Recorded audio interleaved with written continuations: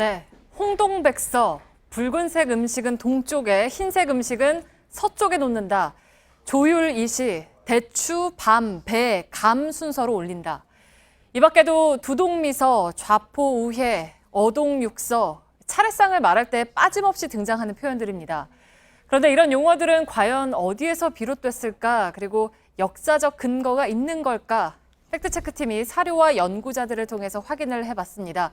결론은 뚜렷한 근거를 찾기가 어렵다라는 것이었습니다. 오대영 기자, 저도 어릴 때 좀 이렇게 배웠던 기억이 있거든요. 네, 저도 마찬가지입니다. 네. 이거 한번 보시죠.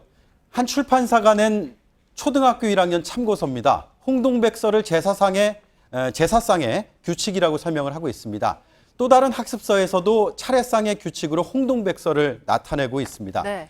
어린이 교육뿐만이 아닙니다. 국가 자격증인 조리기능장 시험에서도 홍동백서가 문제로 등장했습니다. 네, 그러니까 국가 시험에까지 나오는 건데 이게 정작 출처불명의 용어였다는 거죠? 그렇습니다. 일단 중국 송나라의 기록부터 보겠습니다. 네. 주자가 쓴 주자 가래인데요. 유교 예법의 기준이 되는 책입니다. 이 책에 홍동백서, 조율이시 같은 규칙은 등장하지 않습니다. 이를 바탕으로 조선 후기에 쓰여진 사례편람도 마찬가지입니다. 과일을 제일 하단에 놓는다고 쓰여는 있는데 어떤 색의 과일을 놓는지 또 순서가 어떻게 되는지는 정해놓지 않았습니다. 또 어를 오른쪽에, 육을 왼쪽에 놓는 것으로 나타내고 있지만 어동육서라는 용어는 발견되지 않습니다. 어동육서, 조율이시, 홍동백서 이런 말들은 꽤 나왔지만 에세는 전혀 없어요. 그런데 지금 그게 하나의 잘못된 용어예요. 그리고 전부 다.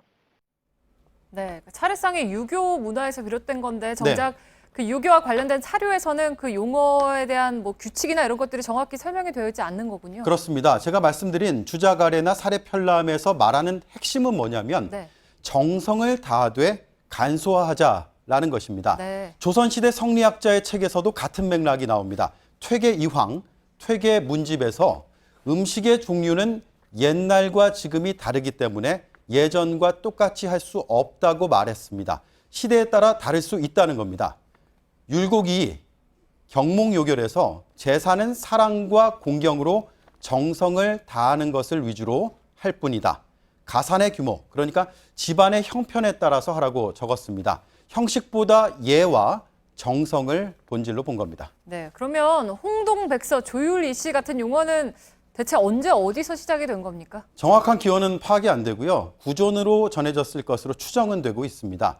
정부의 기록으로는 1969년에 등장합니다. 문화공보부가 전라남도에 민속종합조사보고서를 이렇게 펴냈습니다. 홍동백서 등은 상식으로 알고 있다고 밝혔습니다. 하지만 정부의 이런 조사가 일부 지역의 사례 혹은 확실한 근거 없는 용어를 확산시키는 결과를 낳았다고 전문가는 분석했습니다.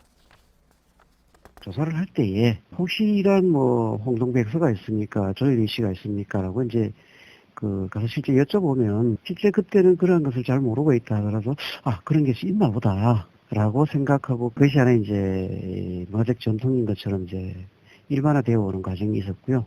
역전파되었을 가능성도 충분히 있다. 네, 또 이런 것들이 사실 언론 보도나 방송 프로그램에서도 자주 이야기가 맞죠. 됐었잖아요. 이렇게 차려놓고 하잖아요. 네, 그래서 이제 그 영향도 좀 있겠죠. 그렇습니다. 언론에서 처음으로 등장한 걸 저희가 파악해 보니까 1969년이었습니다. 그리고 1970년대 조금씩 보도가 늘었고 1980년대 이후엔 이처럼 추석의 상차림 안내라는 제목으로 여러 신문과 방송에서 보도가 됐습니다. 이 때문에 홍동백서와 조율이시가 차례상의 규칙인 것으로 잘못 인식된 측면이 있다고 연구자들은 말했습니다. 네, 팩트체크 오대영 기자였습니다.